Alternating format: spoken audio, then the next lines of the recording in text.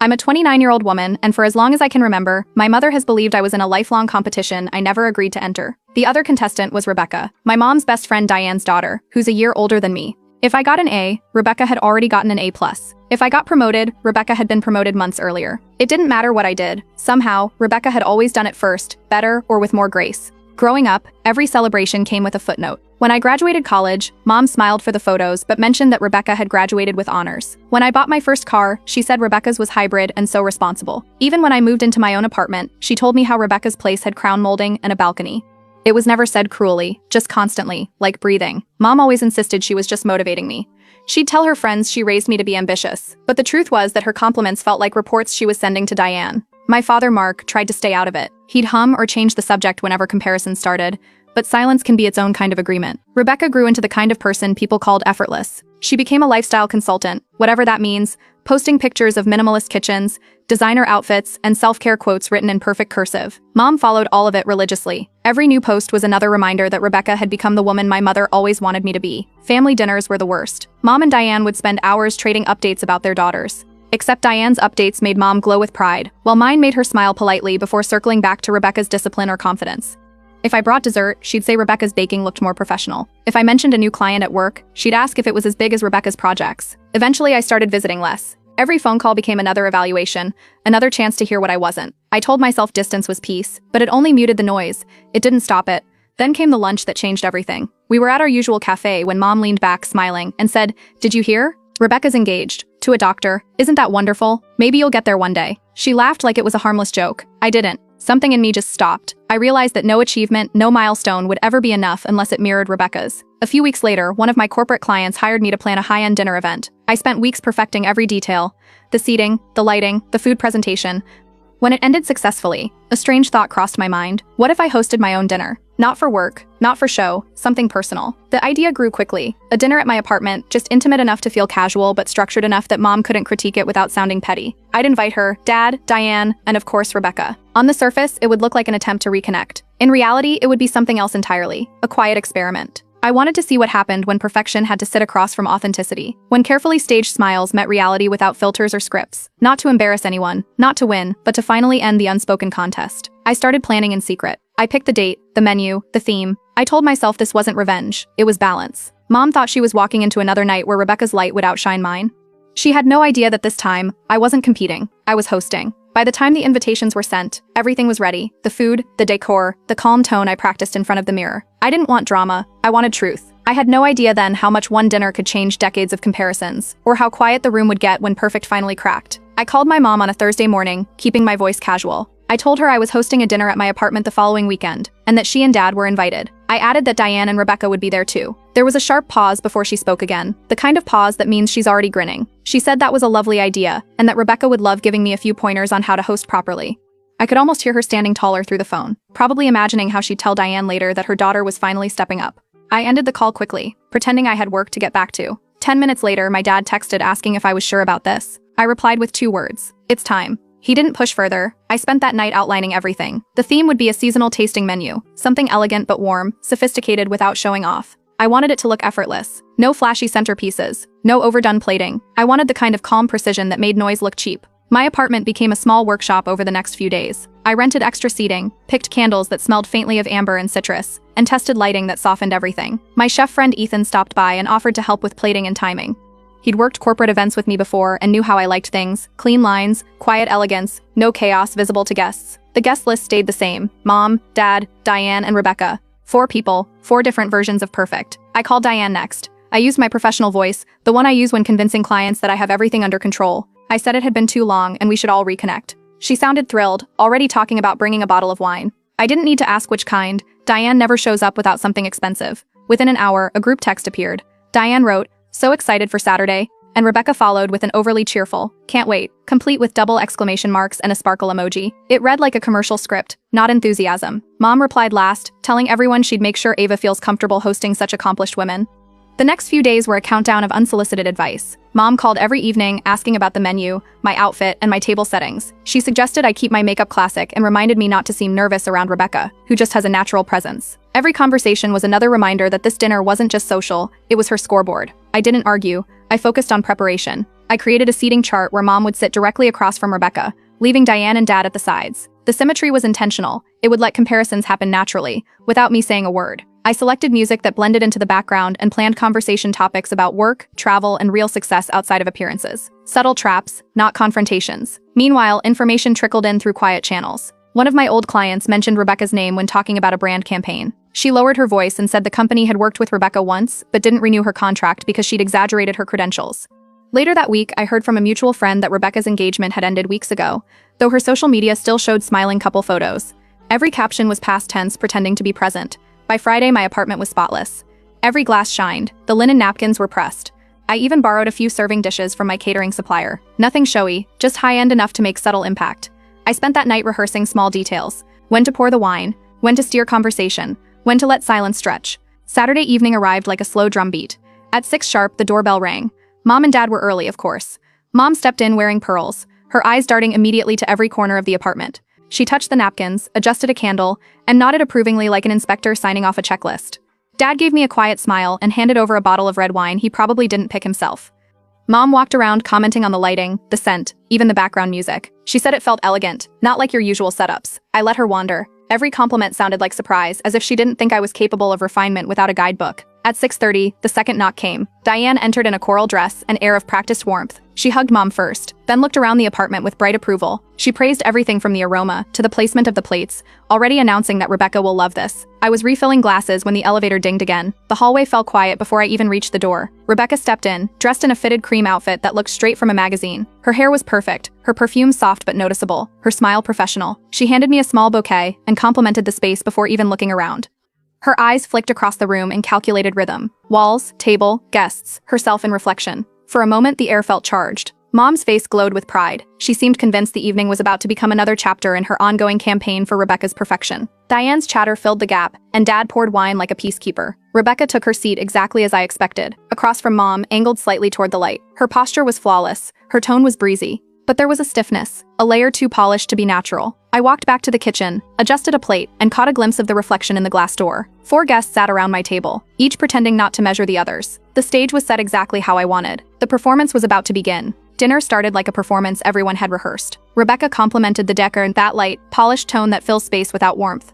Mom beamed across the table, already turning the compliment into her own validation, saying she always told me to add a woman's touch to my apartment. The first course came out on small plates, pumpkin bisque with toasted seeds. The chef friend I'd hired worked silently in the kitchen, moving like a ghost while I carried plates to the table. Rebecca photographed her bowl before lifting the spoon. Mom leaned forward to mention how Rebecca's clients would love this kind of presentation. The conversation unfolded like a tug-of-war wrapped in politeness. Diane praised the food. Mom redirected attention toward Rebecca's latest global clients, and Rebecca talked about her consulting firm in the city. Her words sounded memorized, each sentence rehearsed for admiration. Mark asked casual questions about her fiancé, the doctor. The pause that followed was brief but sharp. Rebecca stirred her soup and said he was traveling for work, then immediately changed the subject to business growth.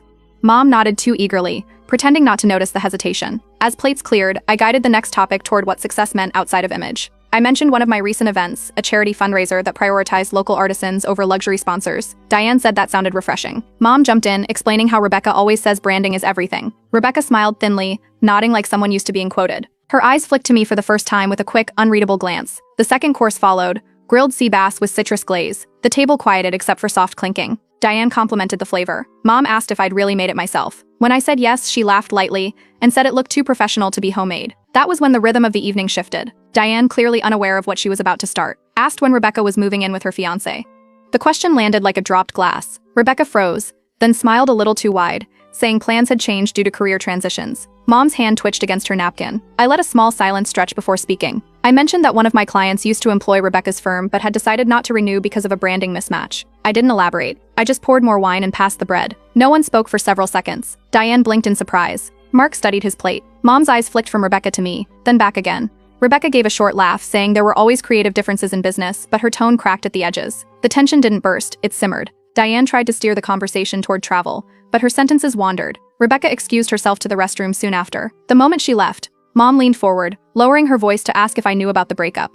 She tried to sound casual, but her voice trembled. I didn't answer. Rebecca returned minutes later with a fresh layer of calm, sitting straighter than before. She complimented the dessert presentation, a light pear tart drizzled with honey. I thanked her, and we all pretended the room wasn't vibrating with unspoken things. When the last course ended, conversation grew thinner. The clock ticked louder than the music. Mom looked unusually quiet, sipping her wine instead of redirecting the spotlight. Diane filled the silence with safe stories about gardening and neighbors. As coffee was served, Rebecca started talking about self-discipline and how imperfections build character. It was the kind of line that would have played well online but sounded hollow at that table. Mom smiled faintly but didn't echo her. Mark nodded politely, saying nothing. When the evening finally wound down, coats were gathered, hugs exchanged. Mom thanked me for hosting in a soft tone I didn't recognize. Diane complimented the food again, then whispered that Rebecca had been off her game lately. At the door, Rebecca gave me that perfect smile again, the kind that looks good in photos but doesn't touch the eyes. She said it was a lovely night, and I told her I was glad she came. She held my gaze for a second longer than expected before leaving. After the elevator doors closed, Mom stood in the hallway for a moment before stepping back in to grab the dish she'd brought. She glanced around my apartment again, slower this time, and said it looked grown up. Then she left without another word. When the door shut behind her, the apartment went still. The candles had burned low. A single fork clinked softly in the sink as the chef loaded dishes. The tension that had filled every corner of the room hung there for a moment longer before fading. From the balcony, I could see their car headlights pull away, Mom in the passenger seat, head turned toward the window, Diane's car following close behind. The night ended not with arguments or raised voices, but with a silence that carried more weight than anything spoken. It wasn't the kind of silence that asks for explanation. It was the kind that settles when pretense runs out, when every polished word has already done its job and failed. The next morning, sunlight came through the blinds before my phone started buzzing. Mom had called 3 times. The voicemail was short, her tone careful, almost restrained. I didn't call back. Instead, I made coffee, opened the windows, and let the quiet fill the space that had been crowded with voices the night before. An hour later, there was a knock on my door. Dad stood outside holding a small bag of pastries.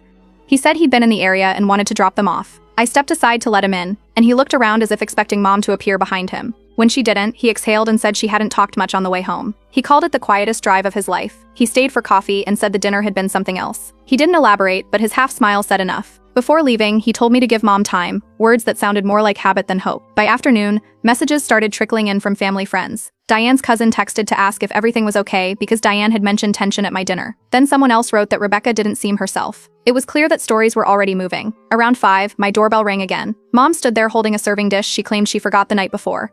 She walked in without waiting for an answer, looking around as if expecting evidence of a disaster. The same candles from the dinner still sat unlit on the counter. She started talking immediately, complimenting the food again, then shifting to small talk about her neighbor's dog, as though pretending nothing had happened. Every few sentences she paused, waiting for me to join in. I didn't. She filled the silence with half-sentences about Rebecca being probably tired and under a lot of stress. When she finally ran out of filler, she sighed and looked toward the balcony. She said things had gotten a little awkward last night, but insisted Rebecca was just going through a hard patch. I told her everyone has moments when pretending gets heavy. The sentence hung there between us. She adjusted her purse strap and nodded slowly, like someone hearing a language she didn't understand. The conversation shifted to trivial things, flowers, curtains, paint color, but none of it landed. She seemed smaller somehow, less certain about which role to play. When she finally said she had to go, she placed the dish down gently, said she'd check in later, and left without another word. That evening, my phone buzzed again, this time with a text from Diane. She thanked me for hosting and said the night had been eye-opening. She ended with, "Rebecca's dealing with more than she lets on." I didn't reply. 2 days later, Dad called. He said Mom had been unusually quiet. She'd spent an hour cleaning the kitchen that didn't need cleaning. When he asked if she was okay, she'd brushed it off and gone for a long walk. He said he hadn't seen her like that before. By the weekend, the small ripples from the dinner had turned into whispers. Diane's social circle was buzzing with speculation about Rebecca's fiancé, her clients, her future. None of it came from me, but people were connecting dots on their own. At work, I buried myself in back-to-back projects. My assistant mentioned seeing Rebecca's name tagged in a vague post about starting over. The caption read, "Everything happens for a reason." It had that same polished tone, but the comments were fewer than usual. On Sunday afternoon, Dad stopped by again. He said Mom wanted to come but decided against it. He called it progress. He stayed long enough to tell me she'd spent the morning on the phone with Diane. Apparently, Rebecca had canceled a speaking engagement last minute. Diane told Mom she was reevaluating everything. Later that evening, Mom texted me. Just a single sentence. "Dinner was lovely, even if it didn't go as planned." I reread it twice. It wasn't an apology, but it wasn't denial either. That night, I met Ethan, my chef friend, for a late coffee. He mentioned that 2 of his contacts who'd been at a networking event earlier that week said Rebecca's name came up. Someone had mentioned branding inconsistencies in her company. It was spreading quietly, not maliciously, just fact replacing myth. Over the next few days, Mom's calls became shorter and less controlling. Instead of her usual advice, she asked simple questions about work and recipes. Her voice lacked the edge it usually carried. When she hung up, it always ended with a pause, like she wanted to say more but didn't know how. One evening, I got a message from Diane again. She said Rebecca had taken some time off and was reconsidering her direction. She added that she appreciated my grace during dinner. The words sat strangely in the text, but I knew what she meant. I scrolled through Rebecca's feed later that night. The engagement ring was gone from photos, the captions were neutral, the filters dimmer. Her page looked less like a brand and more like a person trying to remember what to post without an audience. Mom called again the next morning. She asked if I wanted to meet for lunch next week. Her voice soft, unsure. I said yes. Not out of forgiveness or obligation, just because I knew this time she wasn't calling to compare me to anyone. When we hung up, I looked around my apartment. The candles from the dinner still sat untouched on the shelf. They had burned long enough to change something. Not dramatically, not loudly, but enough to make the air feel different. And somewhere between those quiet calls, the silence that used to sit heavy between us began to sound a little less like distance and a little more like space. Within a few weeks, word quietly spread that Rebecca's engagement had officially ended. Diane called it mutual, but everyone knew better. The wedding website disappeared overnight, and her fiancé's photos vanished from every platform. It wasn't scandalous, just silent. The kind of silence people fill with their own versions of the story. At home, Mom's usual chatter about Rebecca stopped without warning. She'd still call me sometimes, but the conversations were shorter. For the first time in my life, she could talk for 20 minutes without mentioning Rebecca's name. The absence of comparison felt strange, unnatural, like a missing background noise. The shift showed itself fully at my aunt's birthday dinner a week later. My extended family filled the restaurant with noise and half-overlapping conversations. At one point, my cousin mentioned seeing Rebecca's old company listed as under restructuring. Mom froze mid-bite, then quickly turned the topic to my latest event project. She described my work with more detail than I'd ever heard her use before. Almost too much detail, like she was trying to memorize what pride sounded like. The compliments came out stiff, uneven, but they were real. Over the next days, her tone stayed lighter. Instead of Rebecca did something similar, it became you've always been creative. I didn't correct her or question it. I just let it happen. Then Diane called and invited us all to a small barbecue at her place, just to reconnect. It sounded harmless enough, though I could hear the forced brightness in her voice. I agreed, mostly out of curiosity. That Saturday, the air was warm, the backyard trimmed and decorated with string lights that turned on as the sun dipped. Diane greeted us like nothing had changed, hugging Mom with practiced warmth. Rebecca stood by the patio table, wearing jeans and a simple linen blouse. No designer labels, no polished edges. She looked lighter and older at the same time. Mom hesitated before greeting her, unsure which version of Rebecca to address. Rebecca smiled faintly and complimented the flowers, her voice softer than I'd ever heard it. Diane, however, filled every silence with her own nervous energy, bragging about how strong Rebecca was being and how she was turning everything around. It was an odd reversal, Diane performing the same pride routine Mom used to, while Mom listened quietly, nodding instead of competing. Rebecca's polite half-smiles made it clear she'd heard those same speeches 100 times before. As people gathered near the grill, Rebecca eventually made her way toward me. She stood close enough that I could smell the faint trace of coffee on her breath. She said the dinner I hosted had been handled with grace. I told her everyone learns lessons at their own pace. She nodded, and for a moment there was no tension, just a strange mutual understanding. The words must have carried farther than I thought. Across the yard, Mom's hand stilled mid-motion as she set down a drink. She didn't speak for the rest of the evening. When the gathering ended, Diane hugged everyone at the door, thanking us for staying connected. On the drive home, Dad later told me, Mom stared out the window the entire ride, quiet except for one sentence, something about wondering where things had gone wrong. That week, she called me more than usual, once to ask about a new recipe, once to talk about her garden, and then one evening, her voice changed. She said she'd been thinking, and that maybe she'd focused on the wrong things. Her tone wasn't dramatic or heavy, just plain, like a confession said to herself as much as to me. I told her love doesn't have to compare anyone. She went silent, then said she understood. No arguing, no justification. The next weekend, she came over with groceries, not to inspect my apartment, but to cook together. There were no remarks about Rebecca, no corrections about seasoning or style. She just chopped vegetables and asked about my clients, listening like it was something new she'd discovered she could do. We ate quietly at the counter. Between bites, she said she'd spoken to Diane again, that Rebecca might be moving out of the city for a while. She didn't say why, only that Diane sounded relieved. After she left, I stood in the same apartment where all of this had started, the same walls that once felt like a stage. The comparisons, the silence, the dinner, they had rearranged something invisible. It wasn't about winning or proving anymore. That night, Mom sent me a text before bed. Proud of you. For everything. No footnotes, no names attached. It was short, awkward, and perfect in its simplicity. For the first time, silence didn't feel like something missing. It felt like peace settling exactly where it belonged. A week after the barbecue, Diane called and asked to meet for coffee. Her voice was lower than usual, missing the polished excitement she normally carried. She said she owed me some honesty. We met at a small cafe halfway between our offices. She arrived early, sitting by the window with her phone face down.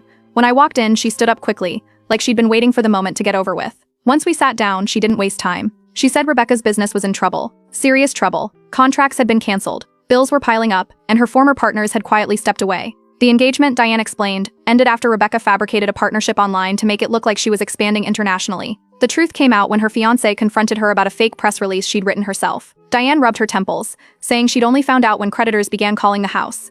She admitted she'd spent years convincing herself Rebecca was unstoppable, even when she saw cracks forming. I raised her to perform, she said, not to live. For a long time, we just sat there listening to the cafe hum around us. The sound of cups clinking, doors opening, people talking about normal things. Then Diane said something that caught me off guard. She told me the dinner I'd hosted had been the first time she'd seen someone handle truth without tearing anyone down. That it made her realize strength wasn't loud, it was steady. When we left, she hugged me tightly and told me to take care of my mother. Her tone made it clear she'd already told Linda everything. That evening, there was another knock on my door. Mom stood there holding a small container of soup, her usual excuse when she didn't know how to start a conversation.